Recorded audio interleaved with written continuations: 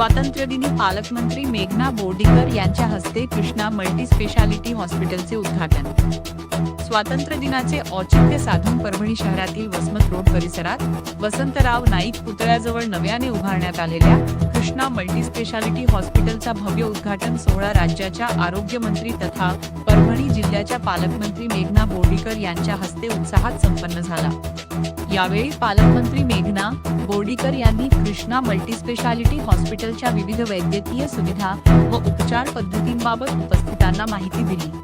आधुनिक वैद्यकीय तंत्रज्ञान, तज्ञ डॉक्टरांची सेवा आणि विविध उपचार सुविधा एकाच छताखाली उपलब्ध करून देण्यात आल्याने परभणीच्या आरोग्य क्षेत्रात या रुग्णालयाची महत्त्वपूर्ण भर पडणार असल्याचे त्यांनी सांगितले। या रुग्णालयात स्त्रीरोग व प्रसूतिगृह, ट्रॉमा केअर सेंटर, हाडांचे विकार व सांधेदुखीवरील उपचार, रेडिओलॉजी, मेडिसिन, सर्जरी, बालरोग तसेच अतिदक्षता विभाग ICU यांसह विविध सुविधा उपलब्ध आहेत। गंभीर व अपघातग्रस्त रुग्णांसाठी 24 तास आपत्कालीन सेवा तसेच रुग्णवाहिका सुविधा उपलब्ध करून देण्यात आली आहे।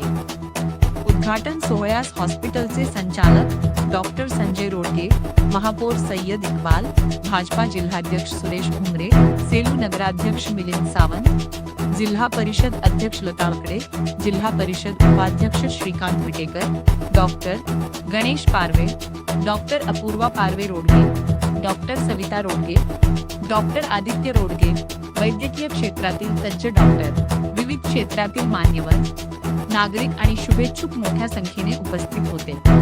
प्रत्येक कुटुंबासाठी दर्जेदार आरोग्य सेवा हे उद्दिष्ट समोर ठेवून सुरू करण्यात आलेल्या या हॉस्पिटलमुळे परभणीसह ग्रामीण भागातील नागरिकांना अत्याधुनिक आरोग्य सुविधा आपल्या शहरातच मिळणार आहेत। त्यामुळे उपचारासाठी मोठ्या शहरांकडे जाणाऱ्या रुग्णांना मोठा दिलासा मिळणार आहे।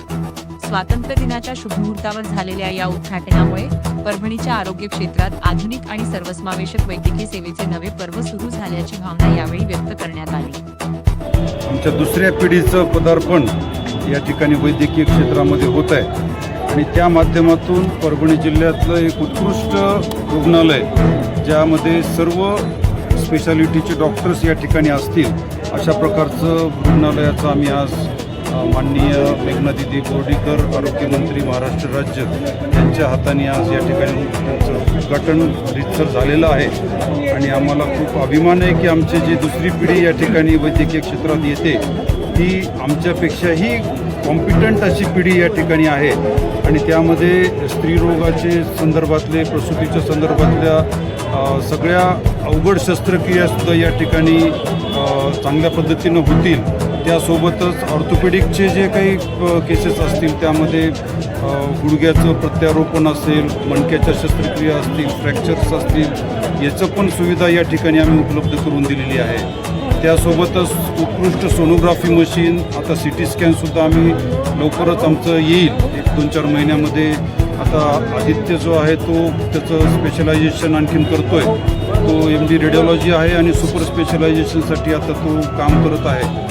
त्याचं कंप्लीट झाल्यानंतर या रुग्णालयामध्ये अजून चांगल्या फॅसिलिटीजची भर पडणार आहे आणि त्यांच्यासोबतच बालरोग विभाग या ठिकाणी आहे, जनरल सर्जरी आहे, एक परभणी जिल्ह्यातलं उत्कृष्ट ICU आम्ही या निमित्तानं इथे 15 बेडचा ICU पण करत आहोत आणि अत्यल्प दरामध्ये लोकांना चांगल्या फॅसिलिटीज भेटाव्यात, चांगल्या दर्जाच्या सुविधा भेटाव्यात हा आमचा प्रयत्न आहे आणि एक इमानदारीचा वारसा घेऊन या ठिकाणी आमची जी पुढची पिढी या ठिकाणी काम करणार आहे। संजय रोडगे साहेब हे शिक्षण क्षेत्रातील शिक्षण महर्षी म्हणून ओळखले जातात परभणी जिल्ह्यात।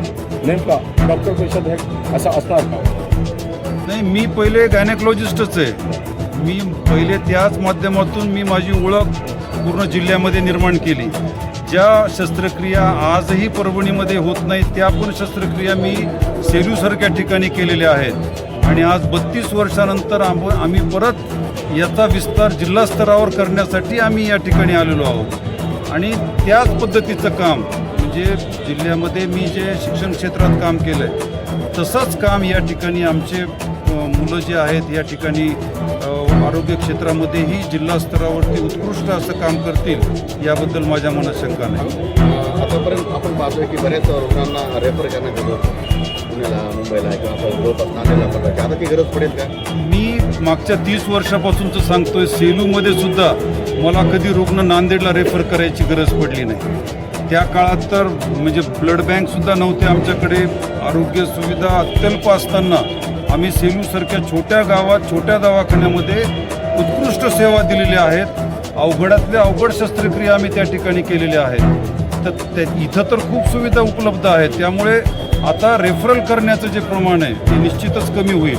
परंतु बऱ्याचदा कसं असतं, एखादी अवघड केस करायला गेलं आणि त्यामध्ये दुर्दैवाने 100% यश येत नसतं आणि मग त्याच्यामुळे लोक, आमचे डॉक्टर मंडळी त्याच्यामध्ये थोडंसं कॉशियस झालेली आहेत की आता काही आपण कॉम्प्लिकेटेड केस एखादी घ्यावी आणि परत काही जर प्रॉब्लेम त्याच्यामध्ये निर्माण झाला तर विनाकारण लोकांचा रोष होतो आणि तेच एकमेव कारण आहे मला असं वाटतं रेफर करण्यामागचं. बाकी इथं कोणी कॉम्पिटंट नाहीत डॉक्टर, अशातला भाग नाही आहे.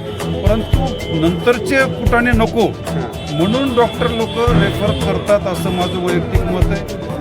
लोकांनी सुद्धा या गोष्टीला सहकार्य करायला पाहिजे आणि जसं प्रत्येक गोष्ट 100% पॉसिबल नसते तसंच वैद्यकीय क्षेत्रातही असतं की 100% रुग्णांना तेवढाच गुण येईल आणि त्याच मोजमापामध्ये येईल असं कधी नसतं. त्यामुळे लोकांनी पण समजदारीने या गोष्टी घेतल्या पाहिजेत. वैद्यकीय क्षेत्रातला अनुभव पाहता आता आपण परभणी जिल्ह्यातल्या नागरिकांना काय आवाहन कराल?